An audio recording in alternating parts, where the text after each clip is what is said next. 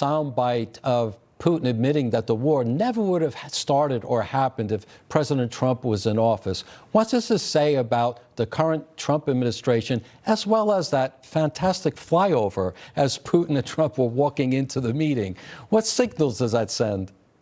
Yeah, Tom, I mean, it confirms everything that Trump's been saying. This would have never happened if I were president. And obviously, President Putin backs that up with what he was saying. I was actually kind of taken aback hearing President Putin say that during that joint press conference. I was actually watching it at my son's football game and watching the captions on my phone and was sort of shocked. And then that flyover, which I am calling the art of the flex. It was a big flex on President Putin and the world, showing the strength of the United States of America. It was some pageantry as well.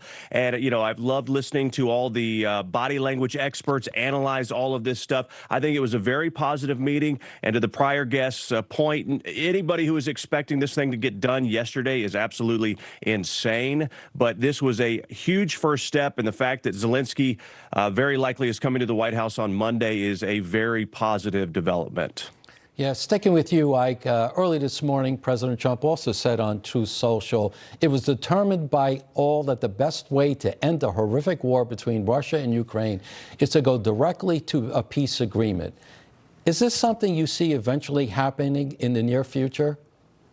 Well, I think it has to happen. You have to have, that has to be a next logical step in this entire debacle. But, you know, what exactly are going to be the terms of the ceasefire? And obviously, President Trump held his cards close to the vest on exactly what they had talked about, which makes a lot of sense. If you're about to buy a house, you don't go on Twitter and start posting the things you would have done in the negotiation before the, before the seller agrees to actually sell you the home. So it's just classic negotiation, holding the cards close to the chest. But they met for 3 hours. And then, of course, President Trump sat for an interview afterward as well. So obviously putting in a lot of time and work, a guy who has a lot of veracity and the willing to fight for peace. He's one of the only politicians out there that talks about peace, and he talks about it again and again and again. But believe me, we wouldn't be to this point, Tom,